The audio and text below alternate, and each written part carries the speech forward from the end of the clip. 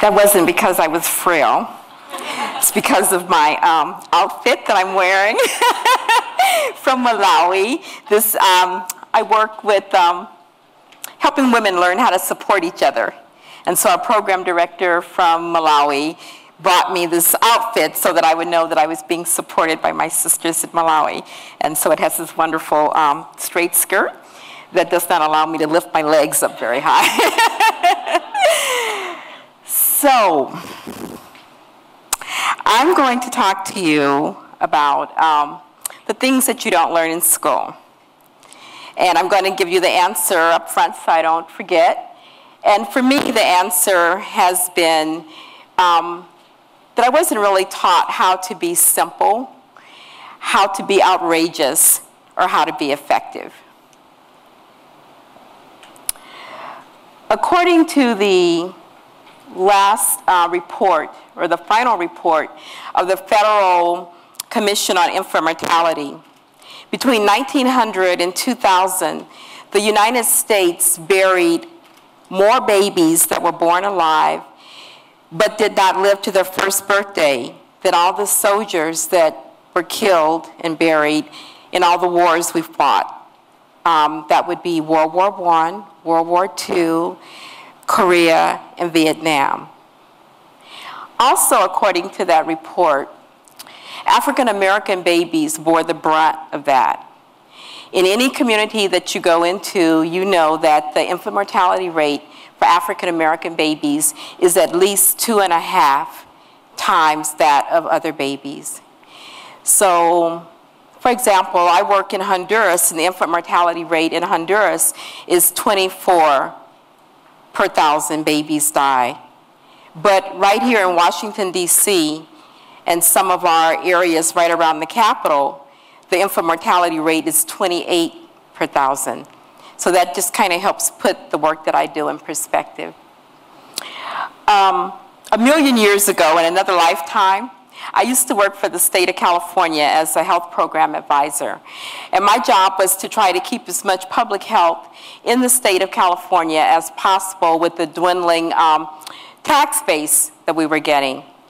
And I'm a public health person, so one of the things that I was really alarmed about is that it costs about $300,000 to save the life of a baby who's born critically ill for about the first 90 days of that baby's life. But with the amount of money that we're putting into saving babies who are born sick, there's less and less money to actually put into prenatal care, to put into prevention, to put into public health in general. So I had the bright idea that one of the ways of saving money for the state of California, and I'm almost embarrassed to say this because I would like to think that, or tell you that I came into my work because I was this great humanitarian and compassionate person that they described.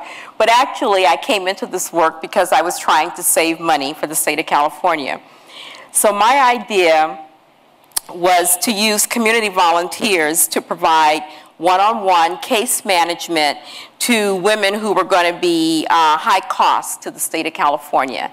And as a demonstration model, I just started the project with 10 women who we call sister friends and 10 women who had high-risk pregnancies.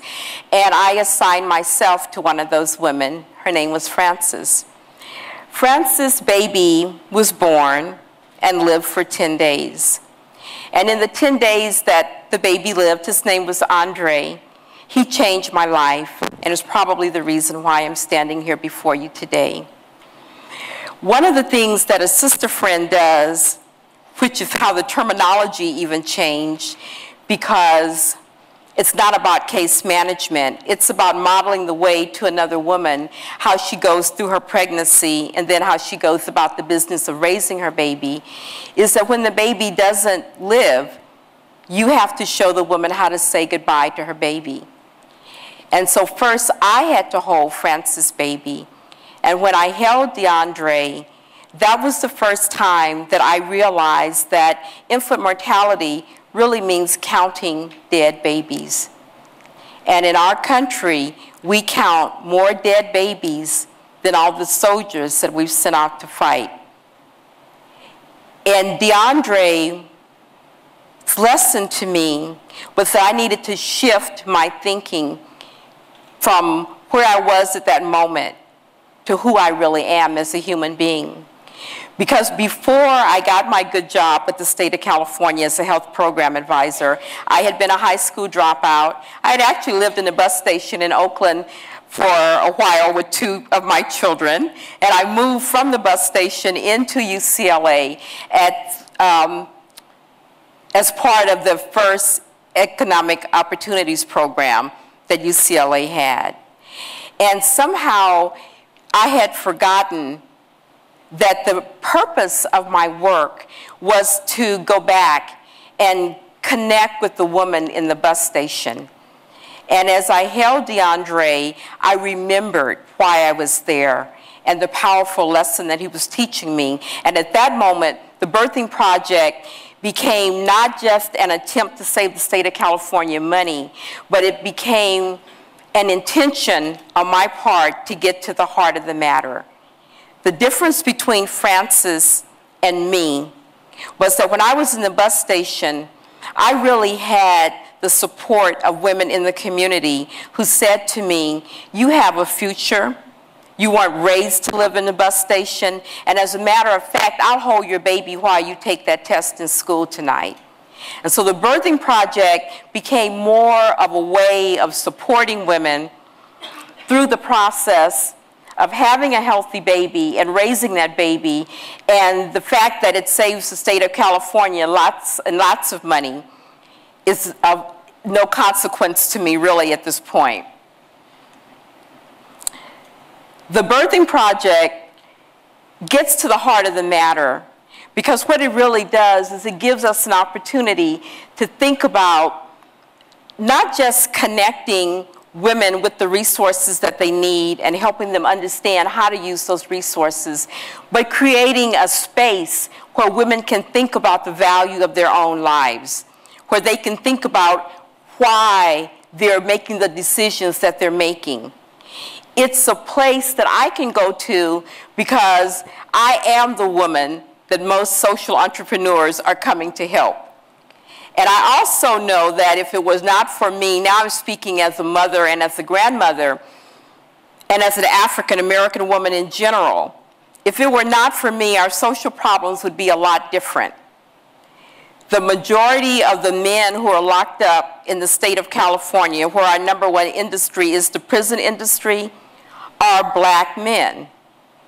If there were not for black women, there would not be a Children's Protective Services in the United States. And the majority of the children in Children's Protective Services are African-American children. If it were not for my children, we wouldn't be having this many discussions about how to make the education system work. And so when you get to the heart of it, the heart of solving some of the most difficult problems that we're facing in this country and actually in this world is getting to the heart of black women. I love this picture here because this is a picture in Cuba at a maternity house.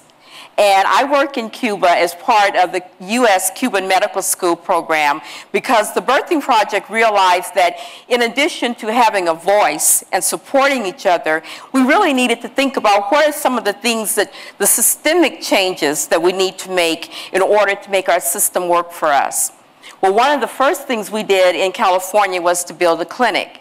And people were actually taking bets that the clinic would never happen because it turns out we are the only clinic in the United States that's conceived and run by grassroots, community-based women of color. We realized that we also needed some doctors who wanted to come and work in our clinic, who had that same mindset of working in the community from a community perspective. And so we are actively recruiting and supporting the young students from the U.S. who are studying in Cuba and now coming back to work with us. The project has also helped me understand that part of the healing of women of African descent is to feel that we have something to offer, that we're not always the recipients of people coming to our community to save us, but that we too have a reason to get up in the morning and we have to hold up our part of heaven. So when we were invited to Honduras, this was really brought home to me by women who would pull me aside and say, "You're the first black woman that's come to see about us." And that helped me understand how important it is to us across the world to have a woman who looks like us, who has the same feelings and the same fears and the same expectations, be a part, not the whole team, but to be a part of the team that's come to help. So I promised the women in Honduras that I would come back and that I would bring women from the community where I worked in California to help them do the work that they were doing in Honduras. And I'll tell you, it was quite an adventure to have sisters from the hood meeting the sisters from the jungle. And we did have the infamous canoe tipping incident in the river, where we were excited about the alligator, tipped over the canoe, and there you were. But as we all laughed at each other and with each other, we realized how healing that moment was, that we indeed were part of what it's going to take for women to have better birth outcomes. This is what we call, from Mississippi to Malawi, our dreams become truth. Because what we have really realized, and what I have really realized, is that I don't have to solve the problems of the world all by myself. And I don't even have to solve them with the people that I know in my own family and my own community. That I'm a part of a global community of women who have the same problems in different ways, and that we're able to work together to solve those problems. I was listening to the gentleman before me talking about the water. I work in New Orleans, and it's always apparent to me about our dual system, because everyone says, don't drink the water, buy bottled water, the water is bad. But the communities I work in, people can't afford to buy water, and so we have to drink the water that everyone is telling us is bad. The community that I work in New Orleans, we eat fried chicken and biscuits out of the gas station because there's no place to buy fresh vegetables. And we're talking about the United States. And so the idea of sharing our common problems in a world that has so many resources strengthens us to look at what we can do and to find the resources within ourselves to figure out how we can work together to build healthy babies and build healthy families.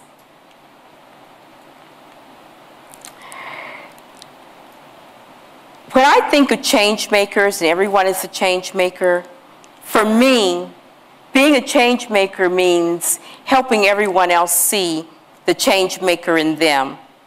We have a lot of stories in our community about having the responsibility, for example, of making the sun come up.